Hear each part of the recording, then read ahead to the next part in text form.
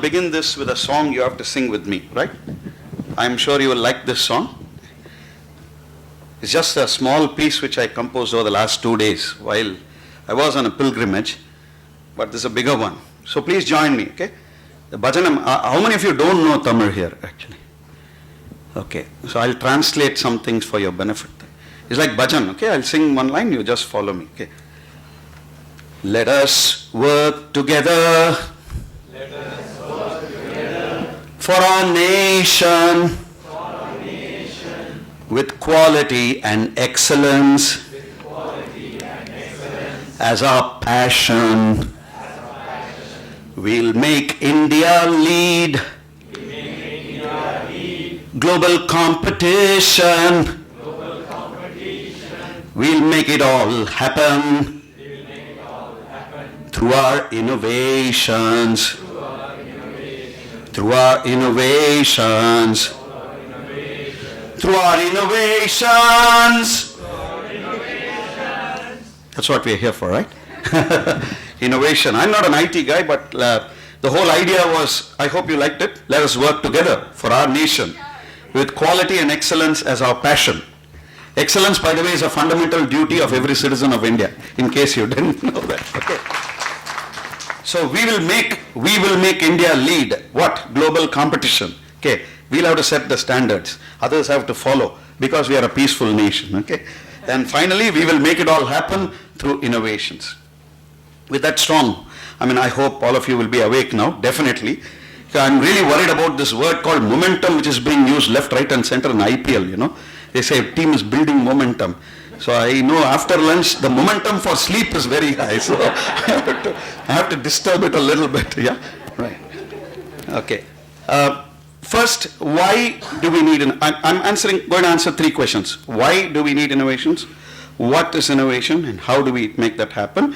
In very simple language, but the whole point is, the background to this session was, Sir Rajamanikam actually, when he called me, I asked him, what is a prof like me going to do? He said, no, we need to have some shared clarity. All of us have our notions, but we may be in a situation where we are individually clear and collectively confused. So it's important that you come it's very important that you come and lay the grounds for this. Okay, let me try that, okay? So first, let me try to answer the question of why do we need innovation. I'll give a small spiritual angle. Peaceful struggle for fulfillment of the self, individual, and peaceful coexistence of everybody. I'm beginning with that large premise, okay? It's a very, very broad premise. The purpose of existence, human existence, birth, is to struggle peacefully for fulfillment, okay? In Tamil we say mana niraivu. I'm not using higher words like moksha, mukti, etc. I'm talking of life as you and I do it. Daily when we go to sleep, can we go to sleep with a peaceful conscience and a good deep sleep? Okay. And throughout our life, can we say, okay, I struggled honorably with dignity and I did a good job. This is the basic thing I'm looking at it. Innovation is any novel practice that enables human beings, individually and collectively, to engage in this peaceful struggle. Now, what we must understand is, for human beings, either the struggle is physical or mental or a combination. Those who do not struggle physically shall face a higher level of mental struggle. This is a fact. You can observe, you can verify what I am saying. So you choose a combination, or you struggle fully physically, or struggle fully mentally, or you do a mix of what. Okay? This is a simple truth of life, verifiable truth. Okay? That's the thing. The point is, I also talked of coexistence. So peaceful coexistence. So I'm coming with a large idea. Why do we need innovation? We need innovation to enable people to find novelty. Let life not be the same song, let it be different. So we find novelty and beauty in the way we live. So peaceful coexistence of everybody and peaceful struggle for the individual. This is the setting. Because I have a standard answer which I call the 6S framework, which I can't share today. Basically it means, why do we do what we do? Why should we innovate? The answer is simple. First, we have to survive physically and mentally. Second, we have to have stable survival physically and mentally. Third, we have to have strong, stable survival physically and mentally. Fourth, we have to have successful, strong, stable survival. And finally, we all look for superior, successful, strong, stable survival, which cannot happen. Law of change is there. Nobody can be superior forever. So I'm cutting a long story short. The point is, can you still get back? Can you struggle peacefully? But ask, what's the connection with innovation? This is where the connection starts. Innovation leads to value. For whom? For the person who adopts the innovation and uses the innovation. Of course, I've still not defined what's an innovation, which we'll come to. Now, how do people realize value of anything in their lives? Okay, it may be even be a song, or it may be a physical object from which we derive value. Okay, it may be a beautiful experience through which you derive value. So many things. All of us derive value. Okay, I went on a pilgrimage. I derived value by looking at the idol of the god there. I derive value by that small struggle in climbing up a hill.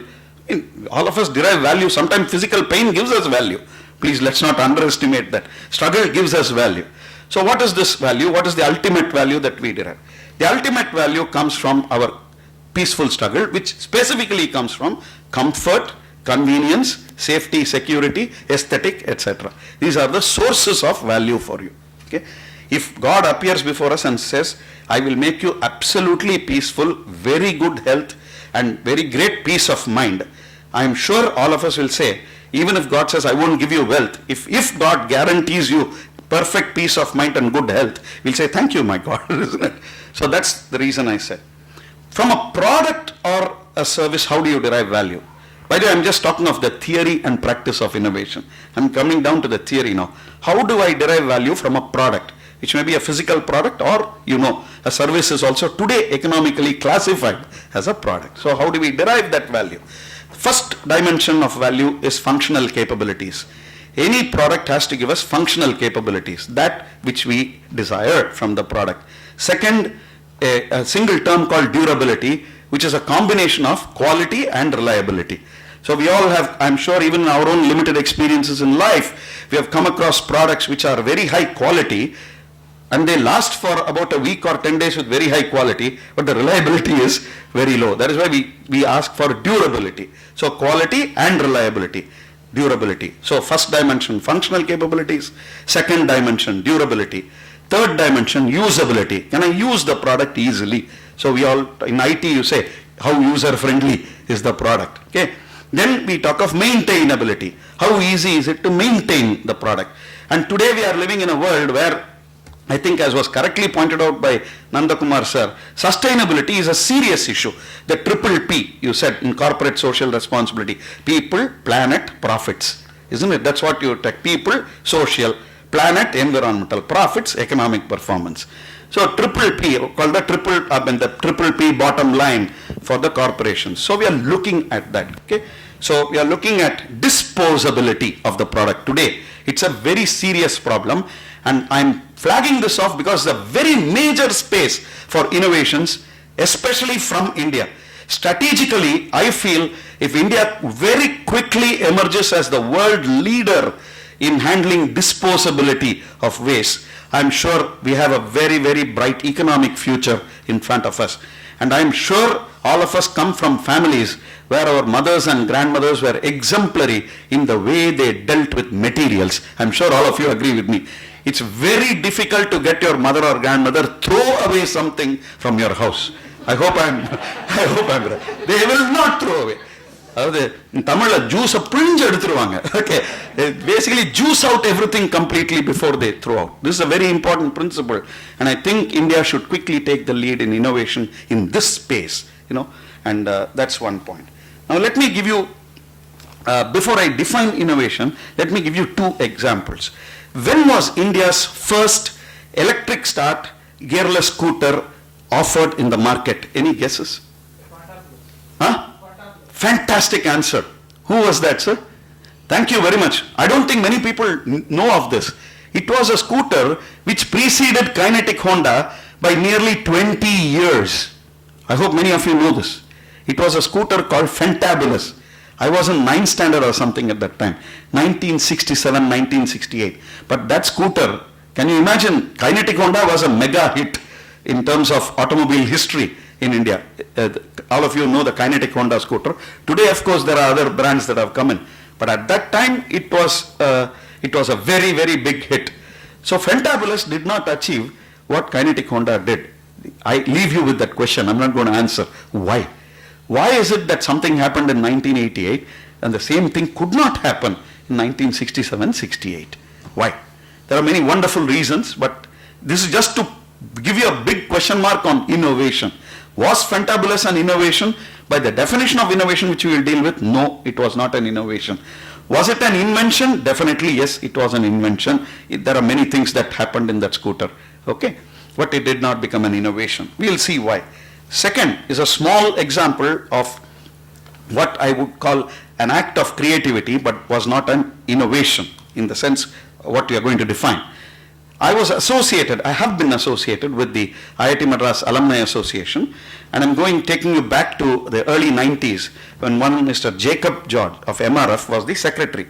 Until then, all attendance sheets, the executive committee meetings, I'm advising this for SPIN also, okay, and for any organization, all meeting attendance sheets were single A4 sized sheets which used to go and people used to sign.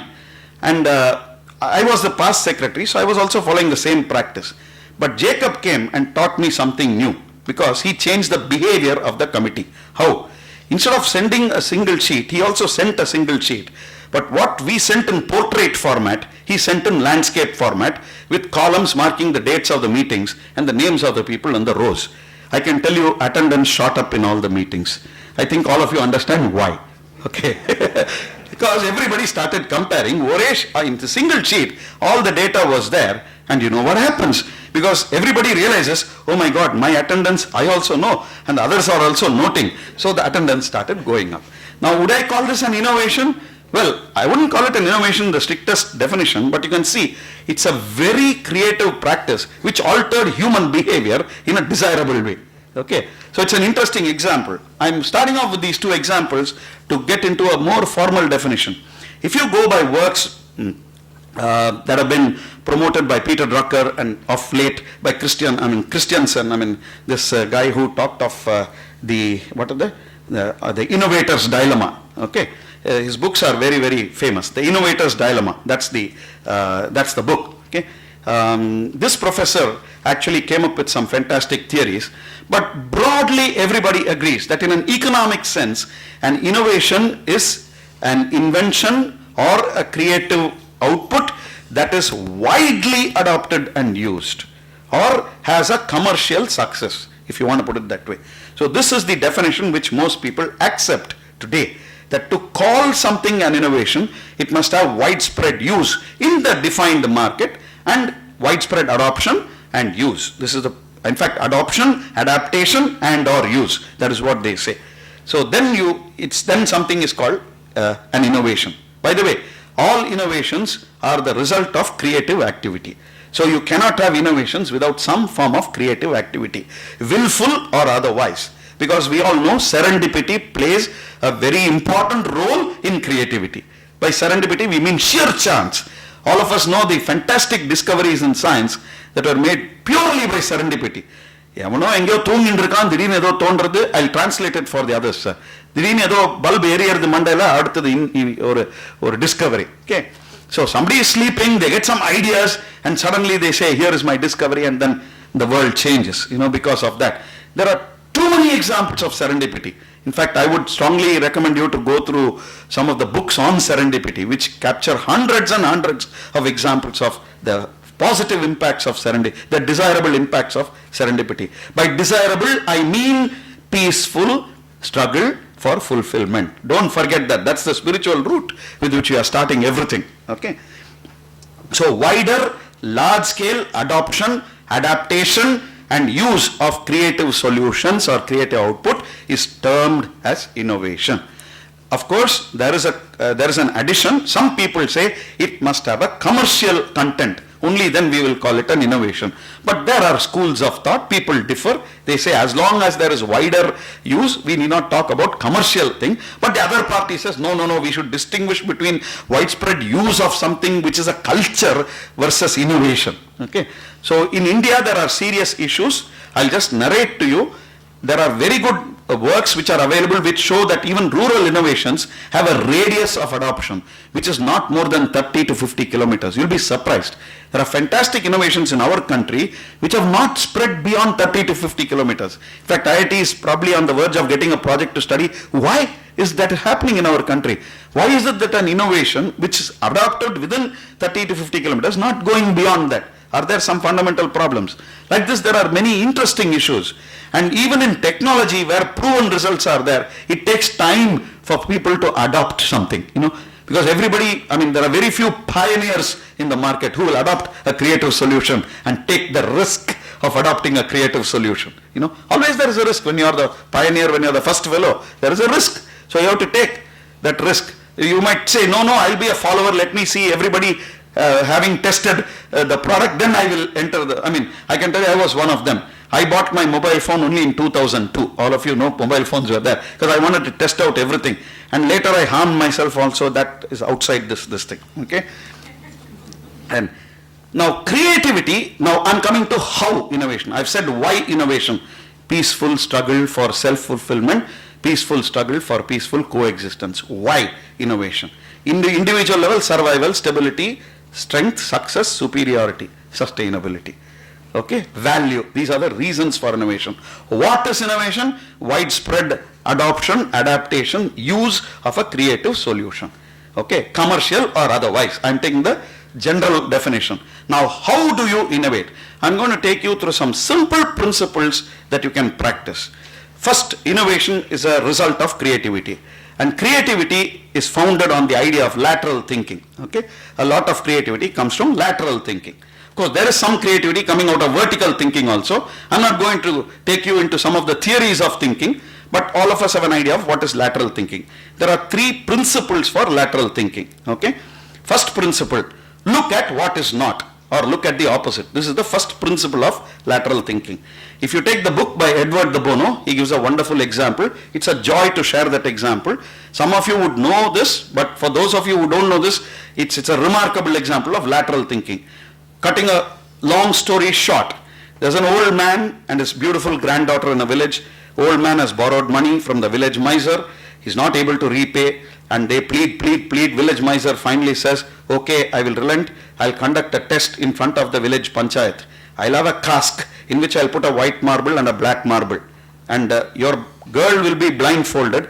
If she picks the white marble, you are free. The girl need not marry me. If the girl picks the black marble, you have to pay me and the girl has to marry me. So what you call as extreme choice is given to this person. So they say, okay. And in front of the panchayat, the girl, before the test, before she is blindfolded, she notices this miser putting two black marbles. Bono asked the question, Edward de Bono, what should she do? Answer is a brilliant answer. Because vertical thinkers will say, go complain to the panchayat, etc., etc. That's all right, but it's not going to solve the original problem. So what Edward de Bono says is, she should pick the marble, don't show anybody, swallow it. And then tell the panchayat, the remaining marble should tell you which marble I picked. Okay. So this is a very beautiful story. The reason is, it gives you the principle, look at the opposite. Don't look at what is, look at what is not. So don't look at the black marble, look at what would be otherwise be, and you get the solution. So this is the first principle of lateral thinking. Second principle, look at the next dimension. Okay, don't think in only two dimensions. Look at standard problem, construct four equilateral triangles from 6 identical matchsticks. Your mind will go into paper 2 dimensions. You cannot do it. If you look at the tetrahedron, it's nothing but a third dimension. So as the second, you can easily construct with 6 identical matchsticks 4 equilateral triangles. So it's the second principle of lateral thinking. Look at the next dimension. Okay. So look at what is not, look at the opposite. Second principle, look at the next dimension. Third principle of lateral thinking, fantastic. Use isomorphisms. Now what do you mean by isomorphisms? Isomorphisms mean that you look at similarities across different experience, different objects, etc., and try to apply them. I can think of a simple example that I was involved in isomorphisms. What is this example? Many years ago, when I was a first year freshman in BITS Pilani, they had a fete, okay, inter-hostel fete, which many of the students had participated in. By that time, ragging was over. We were all friends. You know what happens. Okay, we are coming towards winter. We are coming towards October, November. Ragging is over by August, so we have the freshers welcome. So it was nice. And I'm a fairly decent musician myself, okay. So one of the events which one of the senior hostels had set up was a huge tube which was bent very badly with an inlet and an outlet. Inlet is here, 1 meter down outlet, there is a table, okay. So what happens is, they pass a table tennis ball inside the tube, and that guy will travel all inside and come out. And you're given a wooden mallet, and you're supposed to smash the ball. So the entrance fee for that was in those days 10 paise. Sir, 10 paise was a lot. It meant 2 idlis in those days. Okay. Okay. So you pass the mallet. In fact, Ramesh may remember in PUC 6 paise was the price of 2 idlis in our canteen at that time, or 5 paise. Okay. Those days are gone. Today, I am sure many of the youngsters won't even recognize a 5 paise coin. Okay, fine. So you pass the thing and the ball comes out, and it was very difficult, obviously. Because how do you predict when the ball will come out? Now is a case of isomorphism. I kept failing and I had lost about ₹1. That urge, in gamble, you want to hit the ball, So that kind of a thing. How can that ball conquer me? That kind of a thing, it happened.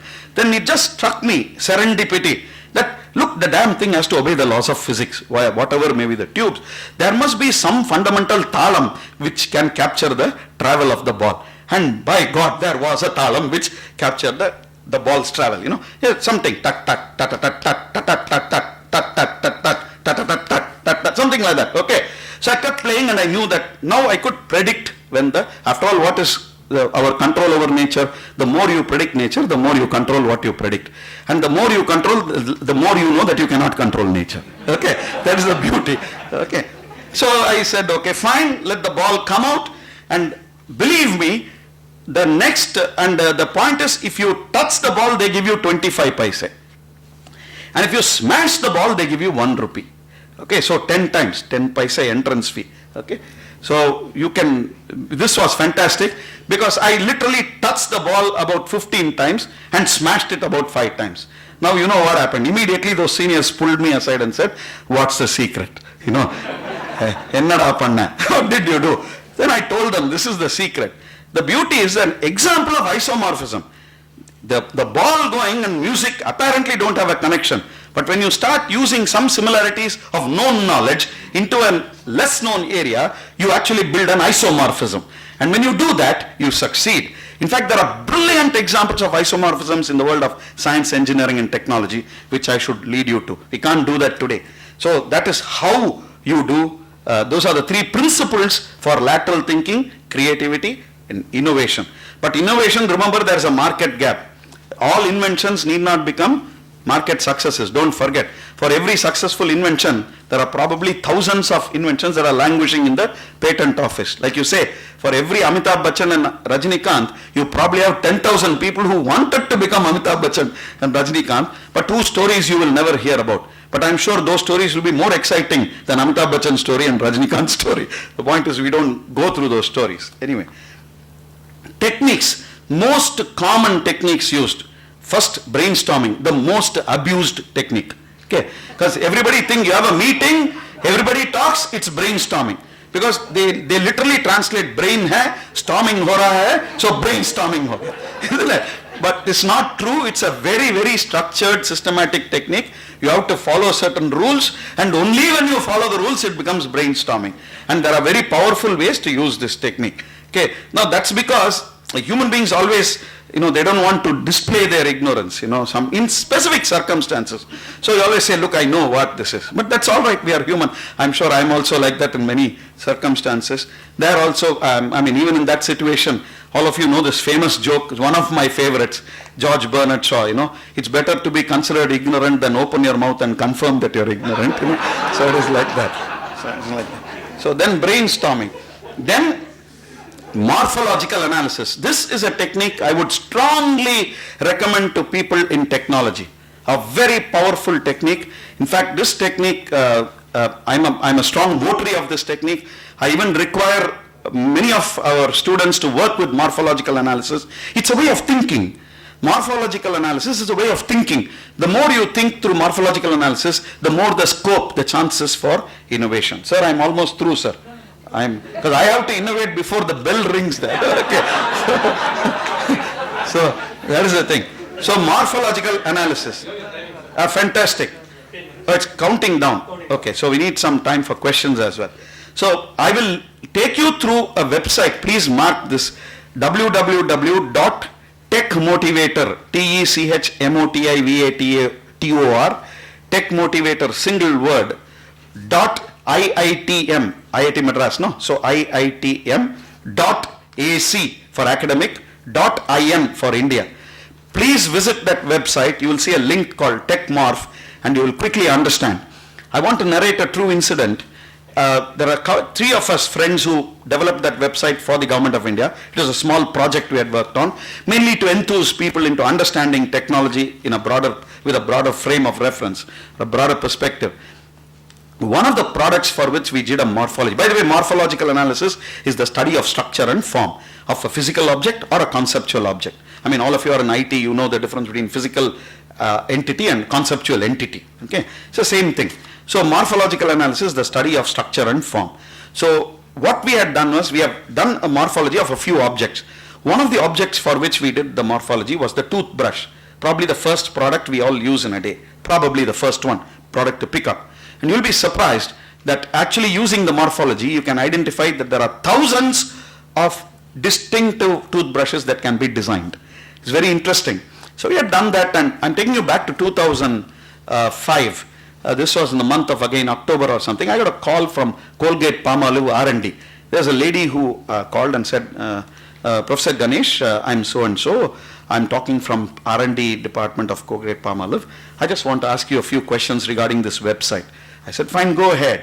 And this lady said, where did you get this toothbrush morphology? All of you know Colgate-Palmolive actually produces toothbrushes. Okay. Now, I don't even know whether it's an authentic call, or I'm just guessing that it's an authentic call. Okay. Because it's a telephone call. So where did you get this morphology? I said, it's what we did. She said, no, I want to know the source. I said, I am the source. Okay. Now, when I said it's my team which is the source. Montomani, Geetanjali Montomani and LS Ganesh. We are the source. We did that morphology. So then she paused for a second and then said, you want to thank you?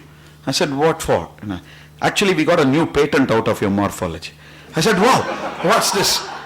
What's this new patent? You'll be surprised. That is the toothbrush with the tongue scraper under the head of the toothbrush. Until then, the toothbrushes did not have the tongue scraper under the head. She said, in your morphology, we discovered you did not talk of the underside of the head. Because the morphology, if you do it properly, will help you in principle number 1 of lateral thinking, look at what is not. Are you understanding?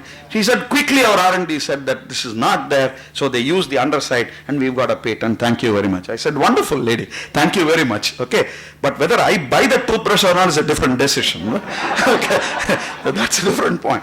So that's morphological analysis. It will give you an idea. I'm not taking you into the theory, but how to do innovation. This is how you can do. Use lateral thinking, use brainstorming, use morphological analysis. These are very systematic tools to enable you to do. And the last point with which I'll leave the floor open for questions. In what do we innovate? I already gave you a clue. For our country, I think top priority should be in innovating in the waste handling space. And remember, culturally, we are fantastic in maintenance and waste handling. I don't think we need to doubt ourselves at all. We are a very strong society in handling waste, etc. Because that's the only thing Westerners seem to know to produce, I'm sorry. Okay, so let's handle this and make money out of what these guys are doing. So like Nandakumar said, we'll turn your risk into reward. We'll say we'll turn your waste into profitability. Okay, so that's how we should work. And the mantra here is, I'll leave you with this, because innovation does not mean only commercial, also practices. Okay, lots of practices.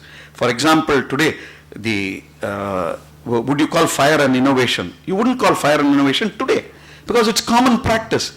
Would you call bicycling an innovation? Today you won't, because it's become culture, it's become part of you. So you don't call it an innovation. Until sometime only it's innovation. After that the innovation fades away. I'm sure 25 years later nobody will look at mobile phones as an innovation. Okay, so because it will become part of you, part of your culture. So I'm looking at a culture, and I hope India's culture will be characterized by the following few words with respect to technology and anything to do with technology. By the way, I'm not anti-technology. I'm saying let's play with technology in a very controlled, moderate manner. Okay, that is all I'm saying. I'm very clear. Let us use technology, but in a very controlled manner. Remember, either you struggle mentally or you struggle physically. Choice is yours. Okay. The more you use technology, the more mental struggle. Let me promise you that. Okay. You get more into Facebook, LinkedIn, mobile phone, you will face mental stress to that extent. No escape whatsoever. Don't delude yourself. Okay. So the words are simple. First, refuse. Second, reduce. Third, reuse. Fourth, recycle. Last, recover. And if you do all that, you will have redemption. Thank you very much. I think if we have a little time, we can take. Yeah, please, questions. No, otherwise if you want to keep time, then it's better to get the. If you have any comments or questions, maybe one or two we can, if it's okay. My name is Leo from Equatorial Software Trichy. You're talking of some innovation which doesn't go beyond some 30 or 50 kilometers. Can you please give an example? No, what the Department of Science and Technology has noticed, in fact, this is the office of the Technology Information Forecasting and Assessment Council of India. Okay, they have done some preliminary observations and they have found that rural innovations, small innovations, whatever they are, maybe in the kitchen or in the farm, they found that these innovations are not spreading beyond about 30 to 50 kilometers, maximum 100 kilometers. So they're wondering why is it that in a nation like ours, That's an example of innovation. So they're talking of some, maybe if you take smokeless chula, for example, okay, it's just one form of, there are various types of smokeless chulas, kitchen, this thing. So they found that this kind of a thing is happening. In fact, if you go to the website of National Innovation Foundation, NIF, there is a documentation of thousands of such small innovations which people have done. De-weeding, I can tell you very good innovations. De-weeding implements are there, which are not spreading. I'll give you, I was a judge in one of the competitions, national competitions for LRAMP. I felt there was a very interesting product which was attracting mosquitoes and killing mosquitoes. Because I'm a very peaceful guy. Mosquitoes should also live, I would have loved to have a device which will attract mosquitoes and put some peace in their mind and say, okay, that would be a very perfect balance, but that's not the way nature is designed, So at least the best is you don't want to be bitten by mosquitoes, so you have every right to keep the mosquitoes away. So personally we judged that product, gave it a first prize also. This is more than 3 years ago, we are not seeing. I thought that's the kind of product which people, especially in Madras, Mambalam, mosquitoes, Vedacheri, these are places where people should have bought that product. No, still people want coil only. Okay, coil is not good in the long run, all of us know that. Okay, it's open secret. Why is this happening? These are the questions which they are asking. It's a very interesting question actually. Maybe just looking the opposite, instead of looking at the benefits, is someone saying that? Possible. You're correct. Actually, the whole idea is to study how does the potential user see value. That's the question for us. Thank you. See, all of us judge value, That's why we take a decision. While coming in, Balraju is a friend of mine. In fact, this guy is going to get the Best Young Innovators Award on March 26th. He got the award for a product. He's got a patent. He's an alumnus of IIT Madras. Okay? NRDC award. So I thought I should introduce a very young innovator who's going to receive the award actually on May 26th, announced.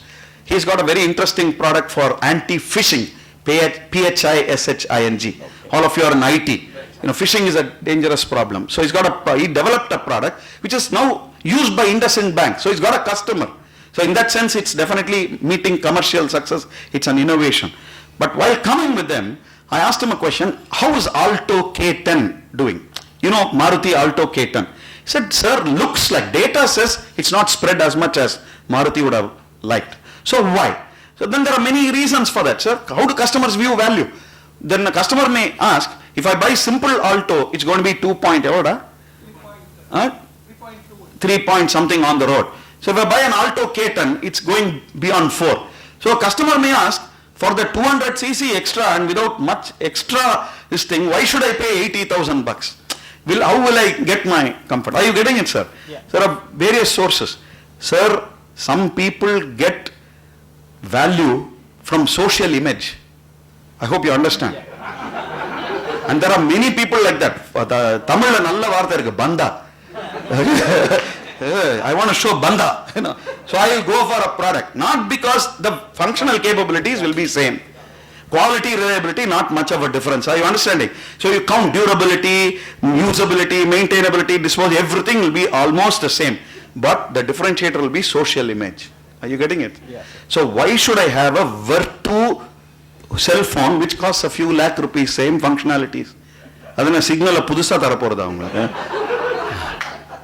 இல்ல அதேதான். அதுக்கு எதுக்கு 2 கோடிக்கு ஒரு Maybach car? தமிழ்ல நல்லா கேட்கலாம், என்ன புடுங்க போறே அதை வச்சுட்டு? Okay, sorry, கொஞ்சம் ரொம்ப blunt-ஆ கேட்கறல்ல? But sometimes I ask this question. Wow. So you got the idea, no? Sure, sir.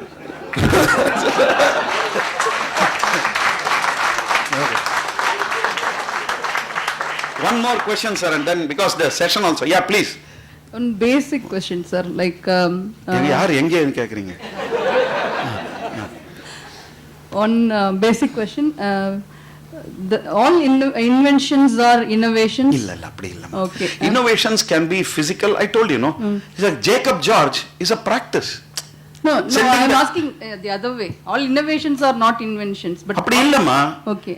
Invention ordinarily means technology today. Okay. Discovery comes in science. I hope you got it. In science you discover. In technology you invent. I hope you got the idea. Okay.